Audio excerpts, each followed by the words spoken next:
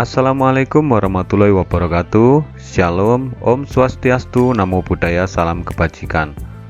Berjumpa dengan saya Sandri Kesuma dalam video pembelajaran analisis sediaan obat.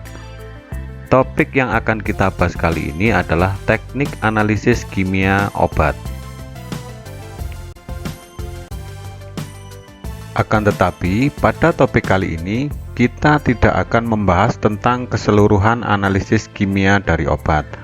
Hanya beberapa teknik analisis kualitatif saja yang akan kita bahas.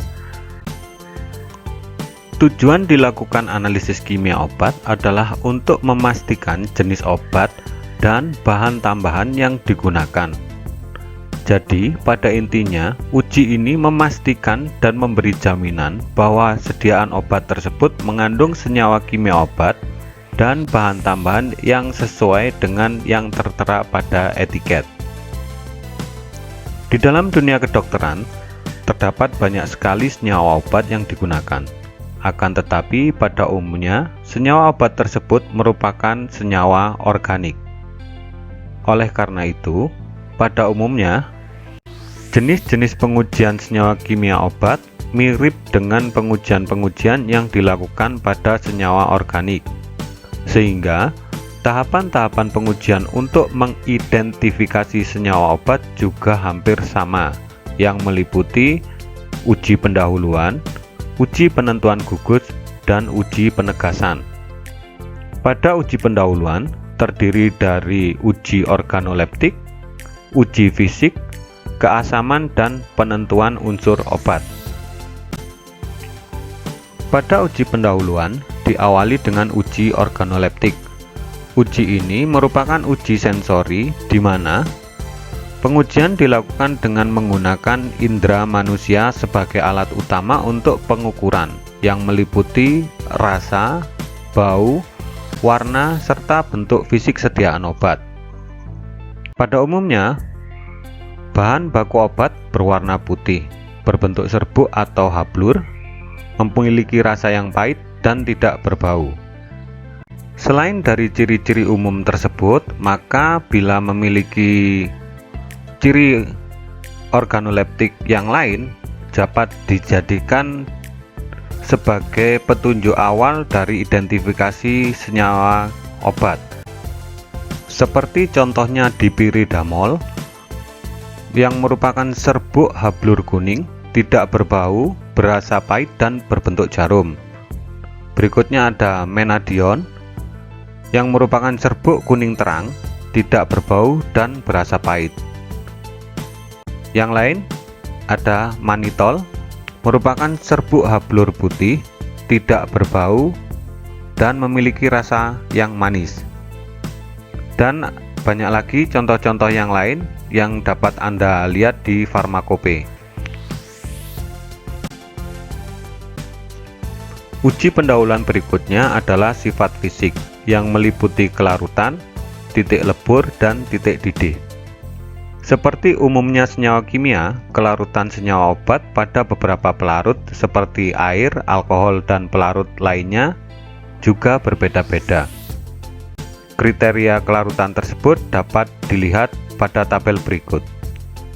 Kriteria sangat mudah larut apabila suatu padatan senyawa obat dapat dilarutkan dengan sedikit pelarut atau kurang dari satu bagian pelarut. Kriteria mudah larut apabila padatan senyawa obat dapat dilarutkan dengan 1-10 bagian pelarut, dan seterusnya. Titik lebur juga dapat dijadikan sebagai acuan identifikasi awal dari suatu senyawa obat. Hal ini disebabkan karena titik lebur tiap-tiap jenis senyawa obat berbeda-beda. Begitu juga dengan titik didih. Titik didih senyawa obat juga berbeda-beda. Contoh uji fisik yang telah dilakukan di sini saya contohkan ada allopurinol yang memiliki sifat sukar larut dalam air dan etanol, larut dalam KOH atau NaOH, tidak larut dalam pelarut organik, memiliki titik lebur 300 derajat Celcius dan titik didih 350 derajat Celcius. Berikutnya adalah uji keasaman. Pada uji ini, pengujian dilakukan menggunakan kertas lakmus.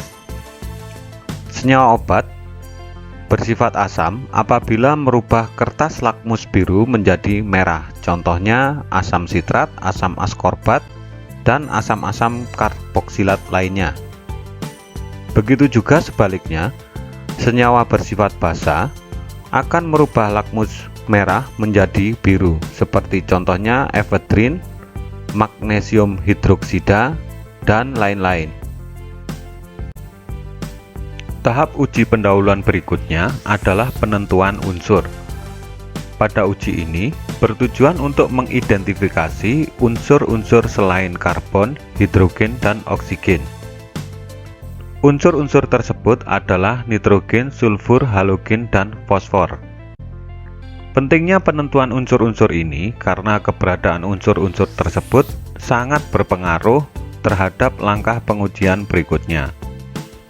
Pada pengujian unsur nitrogen, sulfur, dan halogen diawali dengan uji Lesain, di mana senyawa obat direaksikan dengan logam natrium cair dalam keadaan sangat panas, atau sering diistilahkan dengan reaksi fusi.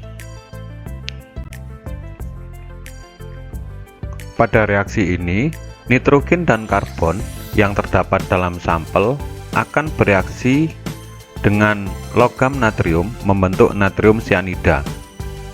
Sulfur akan membentuk natrium sulfida, dan jika sampel mengandung halogen membentuk natrium halogen seperti NaCl, NaBr, dan NaI. Larutan yang diperoleh dari hasil reaksi ini biasanya disebut dengan ekstrak Lesain atau juga sering disebut sebagai sodium fusion extract atau SFE.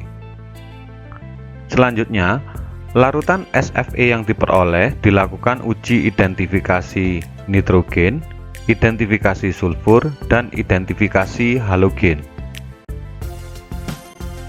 Langkah reaksi fusi antara natrium dengan senyawa obat pada uji Lesain, yang pertama adalah ambil potongan kecil logam natrium dan keringkan dengan kertas saring, kemudian masukkan potongan kecil logam natrium tersebut ke dalam tabung fusi yang berbentuk seperti tabung reaksi kecil dan panaskan pada Bunsen hingga mencair. Selanjutnya masukkan senyawa obat ke dalam tabung tersebut dan panaskan lagi tabung hingga membara. Pada keadaan panas, kemudian tabung tersebut masukkan ke dalam cawan penguap yang berisi air hingga tabung pecah. Hancurkan sisa tabung yang belum pecah dengan spatula atau batang pengaduk. Kemudian didihkan lagi larutan dalam cawan, dan selanjutnya saring larutan yang diperoleh dan tampung dalam wadah. Larutan yang diperoleh inilah yang disebut dengan ekstrak Lesain atau SFE. Pada identifikasi nitrogen dalam larutan SFE dapat dilakukan dengan mengambil sedikit bagian larutan SFE dan masukkan ke dalam tabung reaksi. Kemudian, tambahkan larutan ferrosulfat dan panaskan. Maka akan terbentuk sodium ferrocyanida. Selanjutnya, tambahkan larutan feriklorida, maka akan terbentuk warna biru dari ferrocyanida. Pada identifikasi sulfur, ambil sedikit larutan SFE, masukkan ke dalam tabung reaksi, selanjutnya tambahkan larutan sodium nitroprusida, di mana pada uji ini hasil positif akan ditunjukkan dengan timbulnya warna violet dari sodium thionitroprusida. Uji identifikasi lain yang dapat digunakan adalah dengan menggunakan uji timbal asetat, di mana larutan SFE dalam tabung reaksi ditambahkan dengan larutan timbal asetat, maka akan menghasilkan endapan hitam dari timbal sulfida. Tahap berikutnya adalah identifikasi halogen. Pada identifikasi ini, tambahkan beberapa tetes larutan HNO3 pekat ke dalam SFE, kemudian panaskan. Penambahan HNO3 ini bertujuan untuk menghilangkan sulfur dan nitrogen yang mungkin terkandung dalam SFE, agar tidak mengganggu identifikasi halogen yang akan dilakukan. Di mana pada saat penambahan HNO3, maka nitrogen dalam bentuk sianida akan bereaksi menghasilkan HCN dan sulfur akan bereaksi menghasilkan hidrogen sulfida, di mana HCN dan H2S ini selanjutnya akan menguap pada saat pemanasan. Selanjutnya, setelah dihilangkan unsur N dan S, maka larutan tersebut dapat dilakukan pengujian dengan menambahkan larutan perak nitrat. Apabila dalam larutan tersebut mengandung unsur klor, maka akan terbentuk endapan putih. Apabila mengandung unsur brom, akan terbentuk endapan kuning pucat. Dan apabila mengandung unsur iod, maka akan terbentuk endapan kuning muda. Untuk membedakan ketiga endapan yang hampir mirip tersebut, dapat dilakukan pengujian lebih lanjut dengan menambahkan larutan amonia. Apabila endapan larut saat penambahan amonia, maka dapat dipastikan bahwa senyawa obat tersebut mengandung unsur klor. Dan apabila pada penambahan amonia hanya melarutkan sedikit endapan, maka sampel tersebut diduga mengandung Br. Dan jika dilakukan penambahan amonia berlebih endapan larut semua, maka dapat dipastikan bahwa dalam sampel tersebut mengandung unsur Br. Dan apabila endapan dalam larutan tidak larut dengan penambahan amonia berlebih, maka dapat dipastikan bahwa sampel tersebut mengandung iod. Untuk identifikasi fosfor dalam sampel dapat dilakukan dengan cara yang sama seperti uji Lesain, akan tetapi logam natrium diganti dengan sodium peroksida. Maka dari proses tersebut, jika sampel mengandung unsur fosfat, akan dihasilkan natrium fosfat. Natrium fosfat yang terbentuk kemudian direaksikan dengan asam nitrat dan dipanaskan, sehingga menghasilkan asam fosfat. Selanjutnya, direaksikan dengan amonium molibdat. Apabila terbentuk endapan kuning dari amonium fosfomolidat, maka sampel tersebut mengandung unsur fosfat. Dari hasil-hasil uji pendahuluan tersebut, maka dapat dilakukan screening awal yang nantinya dapat dicocokkan dengan unsur-unsur penyusun senyawa obat yang rumus kimianya tertera dalam farmakope. Sebagai contoh, misalnya dari identifikasi didapat bahwa sampel mengandung nitrogen. Dari hasil penelusuran rumus kimia obat dalam farmakope diperoleh senyawa yang mengandung nitrogen seperti contoh benzokain, paracetamol, salisilamid, dan lain-lain. Selanjutnya, dapat dilakukan identifikasi lanjutan untuk lebih menspesifikkan hasil yang telah diperoleh. Identifikasi lanjutan yang bisa dilakukan adalah penentuan gugus senyawa organik yang terkandung dalam senyawa obat.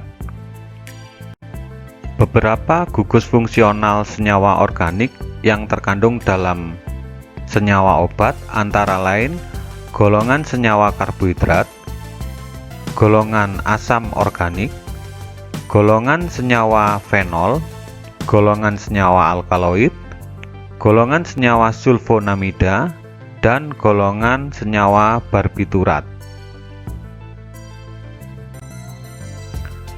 Pada golongan senyawa karbohidrat, Identifikasi dapat dilakukan dengan menggunakan metode MOLIS. Uji ini memberikan hasil positif pada semua kelompok karbohidrat, baik itu monosakarida, disakarida, dan polisakarida, kecuali triosa dan tetrosa. Di mana pada uji ini disakarida dan polisakarida akan dihidrolisis menjadi monosakarida oleh asam sulfat. Selanjutnya, monosakarida yang terbentuk akan didehidrasi oleh asam sulfat menghasilkan senyawa furfural. Kemudian, senyawa furfural yang terbentuk direaksikan dengan alfa naftol menghasilkan senyawa kompleks yang berwarna ungu kemerahan. Uji berikutnya adalah uji golongan asam organik. Uji ini sama seperti di awal, yakni dilakukan dengan kertas lakmus dan uji organoleptik. Dan untuk pemantapan uji ini bisa dilakukan dengan uji pembentukan ester. Uji pembentukan ester ini dilakukan karena pada umumnya sifat asam senyawa organik berasal dari gugus karboksilat dan hidroklorida. Adanya karboksilat dalam senyawa obat dapat diidentifikasi dengan reaksi esterifikasi, di mana pada reaksi ini senyawa obat yang mengandung karboksilat direaksikan dengan alkohol, dalam hal ini metanol atau etanol, dengan menggunakan katalis asam sulfat dan panas, maka akan menghasilkan senyawa ester dengan bau yang khas.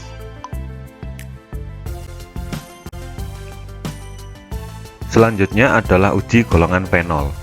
Uji yang dapat digunakan adalah uji feriklorida, di mana pada uji ini gugus OH yang terikat pada cincin benzen dalam senyawa fenolik akan bereaksi dengan ion feri membentuk senyawa ferifenolik yang berwarna ungu sampai merah.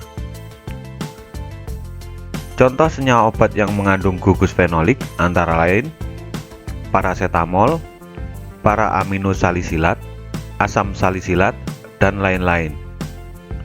Pada golongan senyawa fenolik ini juga mengandung gugus karboksilat, jadi juga memberikan reaksi positif pada pengujian asam organik. Berikutnya adalah untuk golongan alkaloid.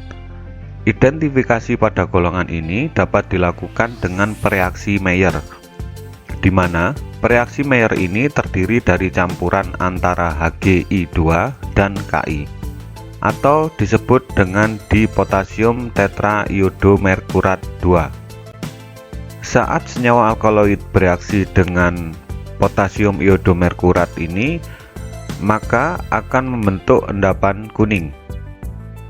Uji lain yang dapat digunakan adalah uji Boucardat. Pada uji ini, alkaloid direaksikan dengan Ki dan I2. Hasil positif akan ditunjukkan dengan terbentuknya endapan coklat. Identifikasi berikutnya adalah golongan sulfonamida. Secara umum, golongan sulfonamida ini bersifat sukar larut dalam air, sedikit larut dalam alkohol, dan mudah larut dalam asam mineral dan basa alkali. Kelarutan dalam asam atau basa ini dikarenakan sulfonamida bersifat amfoter yang dapat bereaksi dengan asam atau basa sehingga membentuk garam yang mudah larut dalam air. Reaksi berikut ini merupakan contoh sifat pelarutan senyawa sulfonamida. Dalam hal ini saya contohkan dengan senyawa sulfanilamid dalam kondisi asam dan basa. Pada kondisi asam, misalnya HCl, maka gugus aromatik amin akan terprotonisasi sehingga membentuk garam dengan anion dari asam yang ditambahkan. Begitu juga sebaliknya, pada kondisi basa, gugus amin pada sulfonamida akan terdeprotonisasi sehingga membentuk garam dengan kation dari basa yang ditambahkan. Dan bila ditinjau dari strukturnya, golongan sulfonamida ini juga memberikan hasil positif pada identifikasi unsur N dan S. Uji identifikasi golongan senyawa sulfonamida dapat dilakukan dengan uji diasotasi, di mana pada uji ini senyawa obat yang dilarutkan dalam HCl encer direaksikan dengan natrium nitrit dan alfa naftol yang dilarutkan dalam NaOH. Hasil positif apabila senyawa obat tersebut mengandung sulfonamida ditunjukkan dengan terbentuknya warna merah jingga. Uji identifikasi lainnya yang dapat dilakukan adalah dengan menggunakan korek api, di mana batang korek api yang dibasahi dengan HCl encer akan berubah warna menjadi jingga jika direaksikan dengan senyawa sulfonamida yang dilarutkan dalam HCl encer. Berikut ini contoh senyawa obat yang mengandung gugus sulfonamida antara lain sulfamethoxazole, sulfanilamid, sulfaguanidin, dan lain-lain. Dan uji lain yang dapat digunakan untuk identifikasi sulfonamida antara lain reaksi indofenol, reaksi dengan kuprisulfat, reaksi Rauch, reaksi dengan kalium bromat, dan lain-lain. Selanjutnya adalah pengujian golongan barbiturat. Kelompok barbiturat ini pada umumnya berupa serbuk berwarna putih, tidak berbau, berasa pahit, bersifat asam lemah, tidak larut dalam air, larut dalam etanol, dan larut dalam alkali hidroksida. Dapat dilihat di sini pada struktur barbiturat terjadi tautomerisasi ikatan rangkap pada bentuk keto yang menyebabkan H pada N1 berpindah dan menghasilkan bentuk enol. Tautomerisasi ini yang memberikan sifat asam pada barbiturat, sehingga memberikan hasil positif pada uji keasaman dan uji golongan asam organik. Selain itu, barbiturat juga memberikan hasil positif pada penentuan unsur N dan bisa juga pada unsur S. Contoh dari golongan barbiturat ini adalah fenobarbital, heksobarbital, phenytoin natrium, dan lain-lain. Uji identifikasi yang dapat digunakan pada golongan barbital ini antara lain adalah uji pemanasan dengan NaOH. Pada uji ini, sampel dilarutkan dengan NaOH, kemudian dipanaskan, dan selanjutnya akan melepaskan gas amonia. Gas amonia yang dilepaskan ini dapat dideteksi dengan kertas lakmus merah yang dibasahi dengan larutan HCl. Uji berikutnya adalah uji Zwicker. Pada uji ini, sampel dilarutkan dalam etanol dan ditambahkan larutan Zwicker. Larutan Zwicker terdiri dari campuran CuSO4 10%, piridin, dan air dengan proporsi perbandingan 4:1:5. Hasil positif ditunjukkan dengan terbentuknya warna ungu kebiruan. Uji lain yang dapat digunakan untuk penentuan golongan barbiturat ini antara lain ada uji Perry, uji Kopany-Zwicker, reaksi nitrasi, dan lain-lain. Untuk tahap berikutnya adalah uji penegasan.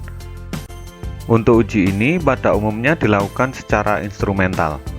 Dan untuk kali ini cukup sampai di sini materi tentang analisis obat secara kimia. Mohon maaf bila ada kekurangan dalam penyampaian materi ini. Jangan lupa tekan tombol like dan subscribe. Dan akhir kata, billahi taufiq walhidayah. Wassalamualaikum warahmatullahi wabarakatuh.